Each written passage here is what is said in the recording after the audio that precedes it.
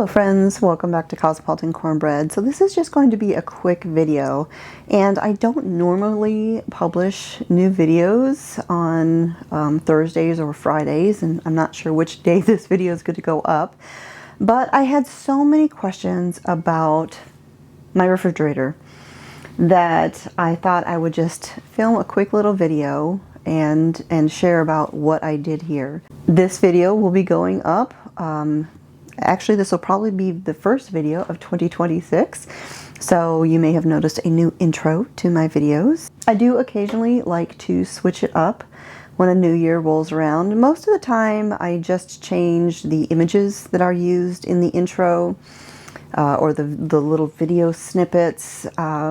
Once in a blue moon, I'll change the music. I've had a couple different musical intros over the years, but the one thing that will not change is the little rooster, because I had him on there for maybe a year and a half, and then 1 year rolled around and I decided to change it, and there was a revolt. People were so upset that I didn't have the little rooster.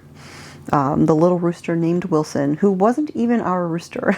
He came from the neighbors one day and never went home, and he was around maybe a month and a half, and people just fell in love with him. And so he has been the signature intro of my videos ever since. So with that, let's talk about this. When we moved here, this refrigerator came with our house when we bought it, and it's a big, gray, dark refrigerator. And the front of it is that stainless steel. I wish it was white, but I'm not going to paint it. But I did paint the side of it. The side of it was like marked up and scuffed and dingy looking, and no amount of cleaning would make it look better. And so originally I actually got appliance paint and I painted the whole side of the refrigerator white. And it made it look clean and fresh, and it reflected light in this dark corner over here. And so I loved the brightness of it. But I found that it got easily scuffed, and so I was having to touch it up quite a bit. And I wanted something a little bit easier. At the same time, I really felt like I wanted more color in the kitchen. Everywhere you look on social media and these home remodeling shows and all this stuff, all you see is plain white kitchens. Everything is white, white, white. Now, y'all, I love a white kitchen. That's why my uppers are all white. My walls are almost white. They're called ivy shadows. So they're actually a very pale green. I love the brightness, particularly because I do food photography and video. I need things that reflect light in my kitchen. But I also love a deep, rich, moody kitchen. One of my favorite businesses to follow is Duval Kitchens. And they had like 2 seasons of a show where they remodeled kitchens, and this is over in the UK, and their kitchens were just breathtakingly beautiful. And so many of them were just rich, deep colors. And one in particular that was my favorite was like a burgundy color. Oh, it was so beautiful. I almost painted my lowers in this kitchen that color, or as close as I could get to that color. That's how much I love that kitchen. But that said, I didn't want to darken this kitchen because we are in the woods and because I do food photography and all of that.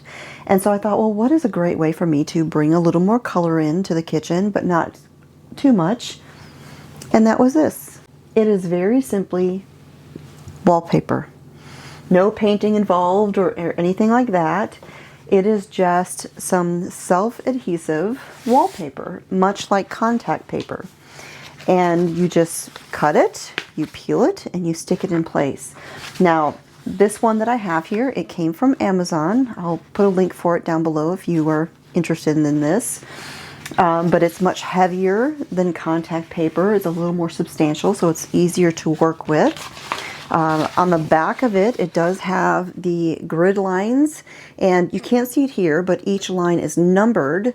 So when you have the whole sheet, you can match up the print, because this only went so far back on my refrigerator, and then I had a whole nother row of it. And so because the lines on the back are numbered, I was able to match the pattern up. And, you know, so it's all one, generally, visually at least, seamless pattern. Now, when I ordered this off of Amazon, I actually ordered a couple different, actually I ordered 4 different ones, because I didn't know which one I would want in the kitchen. I ordered some that were lighter colors, a little more subtle, ones that had a smaller print, but this one was my favorite, and I was really hoping it would work well in the kitchen. And I'm glad that I did that, because the 2 of them that I ordered on the website looked great, but in person they looked like cheap contact paper, and I didn't want the side of my refrigerator to just look like contact paper. And so this was my first choice, but I also ordered this one. Very similar, still large print, beautiful flowers, but the colors were a little bit softer, not quite so bold. And actually, you can see here the numbering that I was telling you about, that they put on there so that you can match up the pattern.